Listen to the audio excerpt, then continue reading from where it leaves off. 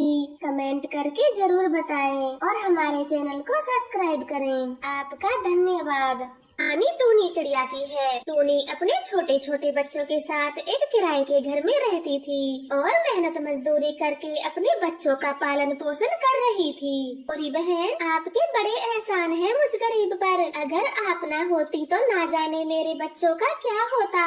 अरे टूनी, मैंने तुझे अपनी छोटी बहन की तरह समझा है और तेरे बच्चों की देखभाल करना तो मुझे बहुत अच्छा लगता है। फिर भी गौरी बहन, जैसे आप मेरे बच्चों का ख्याल रखती हो, शायद ही कोई मकान मालिक रख पाता।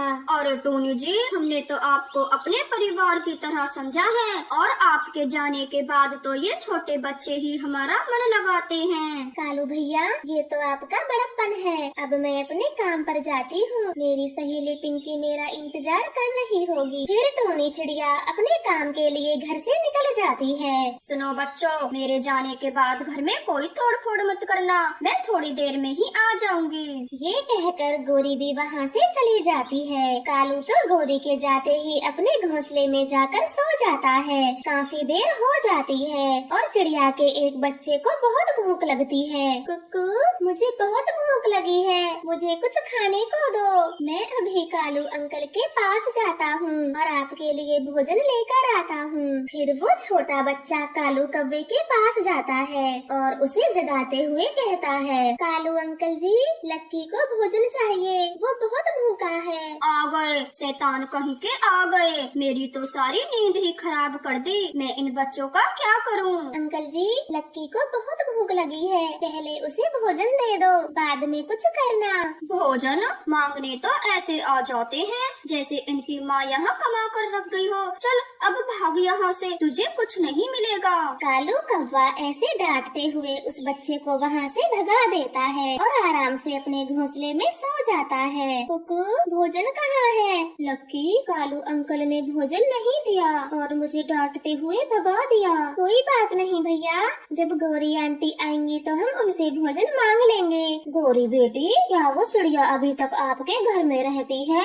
हाँ मम्मा, वो छोटी चिड़िया अभी भी मेरे घर में ही रहती है। गौरी, उसे भगा क्यों नहीं देती? उसे काफी दिन हो गए हैं तेरे घर में रहते रहते, कहीं कब्जा ना कर ले। ना मम्मा, ऐसी गलती मैं कभी नहीं करूँगी। फ्री में थोड़े ना रहती है, पूरे 1500 देती है 1 महीने का किराया और वैसे भी फ्री में सारे घर का काम कर देती है। और क्या चाहिए मुझे?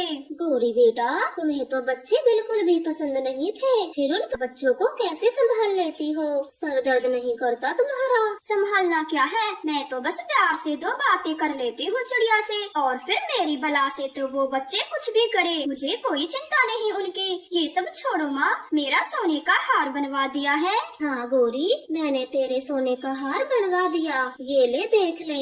अरे माँ, ये हार तो बहुत सुंदर है। जब मैं इसे पहनूंगी तो सारे पंछी कौवे जलकर राख हो जाएंगी। ध्यान से जाना गौरी बेटा, रास्ते में किसी को पता ना चल पाए कि तेरे पास सोने का हार है, वरना नियत बदलते देर नहीं लगती किसी की। फिर गौरी कौवी अपनी मम्मा से सोने का हार लेकर घर लौट आती है। गौरी आंटी जी, गौरी आंटी जी, लक्की को बहुत देर से भूख लगी है, उसे थोड़ा भोजन दे दो। मुझे आने की देर नहीं हुई, मुझे आने की देर नहीं हुई और तू मुझे काम बता रहा है। चल अब चुप होकर बैठ जा, जो भी कहना है बाद में कहना। ये कहकर गौरी कौवी आईने के सामने खड़ी हो जाती है और अपने आप से बातें करती है। हाय, मुझे अपनी नजर ना लग जाए, ये हार कितना जच रहा है। गौरी, ये सोने का हार कहाँ से आया है? आया है, इसका मतलब क्या है? मेरी माँ ने दिया है मुझे बनवा कर, आपने तो कभी एक चैन तक नहीं दी। मुझे सब पता है गौरी की बच्ची, ये हार सासू माँ ने तो आपको नहीं दिलाया,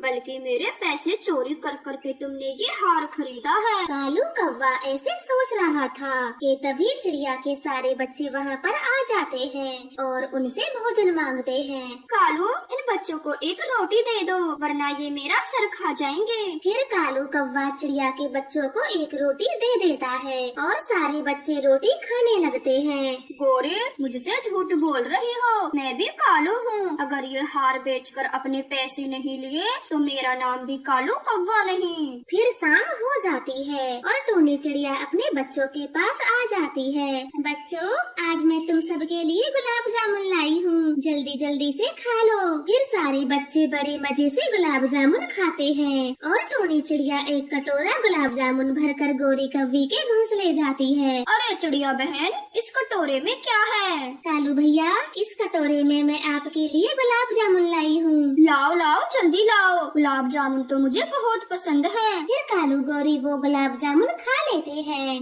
गौरी बहन, लगता है आप किसी फंक्शन में जा रही हो, तभी तो इतना सुंदर हार पहना है। गौरी, अब सोने के हार को रख भी दो, काफी देर से पहना हुआ है आपने। फिर गौरी कौवी तुरंत ही सोने का हार उतारकर बक्से में रख देती है। टोनी चिड़िया भी वहाँ से चली जाती है। रात हो गई थी। गौरी कौवी तो गहरी नींद में सो जाती है। कालू, यही सही मौका है हार चुराने का। फिर कालू कौवा चुपके से गौरी का बक्सा खोलता है और सोने का हार लेकर अपने घोंसले में छिपा लेता है। कल सुबह जाकर सबसे पहले इस हार को ही बेचूंगा, फिर कुछ और काम करूंगा। ऐसे सोचकर कालू कौवा सो जाता है और सुबह हो जाती है। अरे, आज तो बारिश हो रही है, ऐसे में मैं घर से बाहर नहीं जा सकता। ऐसे कालू कौवा बारिश रुकने का इंतजार कर रहा था।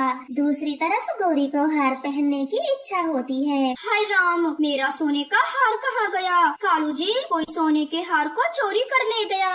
गौरी, ठीक से देखो, कल रात को तो तुमने यहीं रखा था। मैं अभी पुलिस को बुलाती हूँ, मेरा सोने का हार ऐसे गुम नहीं हो सकता। गौरी, पुलिस को बुलाने की कोई जल्दी नहीं है, चोर तो हमारे सामने ही है। किसी चिड़िया ने हार चुराया होगा, तुम्हारा सोने का हार। कालू भैया, आप ये क्या बोल रहे हो? मैं ऐसा काम सपने में भी नहीं कर सकती। छोटी चिड़िया, कालू एकदम ठीक कह रहा है। मैंने कल तुम्हारे सामने ही अपना हार रखा था, तो तुमने ही उसे चोरी किया है। अब सीधे सीधे से मेरा हार वापस कर दो। नाना गौरी बहन, मैंने आपका हार नहीं चुराया, मेरा विश्वास करो। गौरी, ये ऐसे हार वापस नहीं करेगी। जब इसे और इसके बच्चों को घर से बाहर फेंकेंगे तो हार वापस देगी ये। ऐसा अन्याय मुझ पर मत करिए, मैं बारिश में अपने बच्चों को लेकर कहाँ जाऊंगी? कालू कौवा तो चिड़िया की एक नहीं सुनता और उसके घोंसले जाकर उसके बच्चों को बारिश में भगा देता है। चिड़िया, लालची चिड़िया, मैंने आपको क्या समझा था और आप क्या निकली, चोर कहीं की? मैंने कोई चोरी नहीं की, कृपया मेरा विश्वास करो, मैं चोर नहीं हूँ। चिड़िया ऐसे कहकर रोती रहती है, लेकिन कालू कौवा तो उसकी एक नहीं सुनता और घर का दरवाजा बंद कर देता है। गौरी, मरने दो बारिश में बाहर इन सबको, जब अकल ठिकाने आएगी तो आपका हार वापस करेगी। मम्मा, हमें बहुत ठंड लग रही है, अब हम कहाँ जाएंगे? मेरे बच्चों, मैं जल्दी ही इस बारिश से बचने का उपाय ढूंढ लूंगी। फिर टोनी चिड़िया अपने सारे बच्चों को लेकर जगह की तलाश में चल देती है। हे भगवान, अब मैं क्या करूँ? ये बारिश तो बढ़ती जा रही है, अपने बच्चों को कैसे बचाऊँ? मम्मा मम्मा, आप हमारे लिए एक मिट्टी का घर बना दो। हाँ मेरे बच्चे, आप एकदम सही कहते हो। फिर टोनी चिड़िया नदी किनारे चली जाती है और छोटा सा मिट्टी का घर बना लेती है, जिसे देखकर बच्चे बहुत खुश होते हैं और जल्दी से घर के अंदर जाकर छिप जाते हैं। कालू, आपके घोंसले से ये क्या चमक रहा है? नहीं गौरी, कुछ भी तो नहीं है। कालू कौवे के मना करते हुए भी गौरी उसका घोंसला उठा लेती है और अपना हार देखकर दंग रह जाती है। देखो कालू, सब सच सच बता दो, मेरा हार आपके घोंसले के नीचे क्या कर रहा है? गौरी, मुझे माफ कर दो, मैंने ही कल रात को आपका हार चुराया था और मैं इसे बेचकर अपने पैसे वसूल करता। छी कालू जी, आज तो मुझे आपको अपना पति कहने में भी शर्म आ रही है और आपके कारण बेचारी चिड़िया को मैंने बारिश में घर से निकाल दिया। बेचारी ने जाने किस हाल में होगी। ये कहकर गौरी चिड़िया को ढूंढने चली जाती है। वो सारा जंगल ढूंढ लेती है, परंतु उसे चिड़िया और उसके बच्चे कहीं नहीं मिलते और चिड़िया अपने मिट्टी घर में खुशी खुशी रहने लगती है। रानो चिड़िया चूड़िया बनाने का काम करती थी। टोनी को भी चूड़िया बनाना बहुत अच्छा लगता। मम्मा मम्मा, ये देखो, मैंने कितनी सुंदर चूड़ी बनाई है। टोनी बेटी, मैंने तुमसे मना किया है, मेरे काम को हाथ मत लगाया कर, पर तू है कि मानती ही नहीं। मम्मा मम्मा, चूड़ी बनाना तो मुझे अच्छा लगता है और मैं जब सुंदर सुंदर चूड़ी बनाने लगूंगी तो आप भी खुश होंगी, मुझे डांटेंगी नहीं। नहीं मेरी बच्ची, मैं आपको ये काम नहीं सिखाना चाहती। आप पढ़ लिख कर बड़ी अफसर बने, तभी आपके पापा का सपना पूरा होगा। उनकी मरते दम तक यही इच्छा थी। तुम पढ़ो और खूब आगे बढ़ो। ठीक है माँ, मैं अब से पूरा ध्यान लगाकर अपनी पढ़ाई करूँगी। नहीं देखूंगी इन चूड़ियों की तरफ। मुझे पापा का सपना पूरा करना है, बड़ी अफसर बनना है। अपनी माँ की बातें सुनकर टूनी चिड़िया भावुक हो जाती है और अपना पूरा ध्यान पढ़ाई में लगाती है। मम्मा पहले घर पे चूड़ी बनाती और फिर उन्हें बेचने घर घर जाया करती। ले लो रंग बिरंगी चूड़ियाँ, ले लो रंग बिरंगी चूड़ी वाली, पक्की पक्की चूड़ियाँ ले लो। अच्छा हुआ रानो जो तुम खुद ही चूड़ी लेके आ गई। दिखाओ दिखाओ, सुंदर सुंदर सी चूड़ी दिखाओ। 5 दिन बाद मेरी बेटी की शादी है। दीदी जी, ये तो बड़ी खुशी की बात है। रानो, तेरी भी तो एक बेटी है, उसकी शादी कब कर रही है? दीदी जी, अभी तो उसे पढ़ाई करनी है, शादी की कोई जल्दी नहीं है मुझे। मेरी बेटी पढ़ लिख जाए, मैं तो तभी उसकी शादी करूँगी। अब जैसी तेरी इच्छा, वरना सियानी बेटी अपने ही घर अच्छी लगती है। और तेरे तो हालात भी ठीक नहीं, पति भी नहीं है तेरा। जालम जमाना बड़ा खराब है। मम्मा चिड़िया खामोश हो जाती है। वो लूसी कबूतरी को चूड़ी देकर वहाँ से चली जाती है। वो लूसी की बातों को याद कर रही थी, उसका ध्यान चूक जाता है। उसे तो लूसी की बातें ही याद आ रही थी। तभी उसकी टक्कर हवाई मोटर से हो जाती है और वो घायल होकर जमीन पर गिर जाती है। आंटी जी, आपका ध्यान कहाँ था? मैंने कितने हॉर्न दिए, लेकिन आपने एक नहीं सुना। आप सही हो, आपकी कोई गलती नहीं, मेरा ध्यान ही कहीं और था। फिर वो अनजान पक्षी रानो चिड़िया को अपनी हवाई मोटर में बैठाकर उसकी दवाई करवाता है। टक्कर बहुत जोरों से हुई है, प्लास्टर चढ़ाना होगा एक कंधे को, तभी हड्डी ठीक होगी। और 1 महीने तक कोई काम नहीं। फिर बुलबुल डॉक्टर रानो चिड़िया को प्लास्टर लगाती है। वो तो बहुत दुखी हो जाती है क्योंकि उसका काम करना बिल्कुल ही बंद हो जाता है। वो अनजान पक्षी उसे घर भी छोड़ने जाता है। मम्मा, ये आपको क्या हो गया? आपको चोट कैसे लगी? टूनी बेटी, घबराने की कोई बात नहीं, जरा सी चोट लगी है, 1 महीने में ठीक हो जाएगी। और बेटा, आप बाहर क्यों खड़े हो? अंदर बैठो। नहीं नहीं आंटी जी, मैं चलता हूँ, पहले ही मुझे काफी देर हो गई। आप अपना ध्यान रखना, मैं अब चलता हूँ। ऐसे बोलकर अमीर पक्षी वहाँ से शर्माता हुआ चला जाता है क्योंकि उसे टूनी चिड़िया बहुत अच्छी लगी थी। उस आंटी की बेटी कितनी सुंदर थी, जी तो कर रहा था मैं रुक जाता वहीं। ऐसे वो अमीर चिड़ा पक्षी टूनी को बार बार याद कर रहा था। कुछ समय बीत जाता है। मुझे आंटी के घर का पता मालूम है, मैं उनके घर चला जाता हूँ। नहीं नहीं टुन्नू, वो तेरे बारे में क्या सोचेंगे, मैं नहीं जाऊँगा।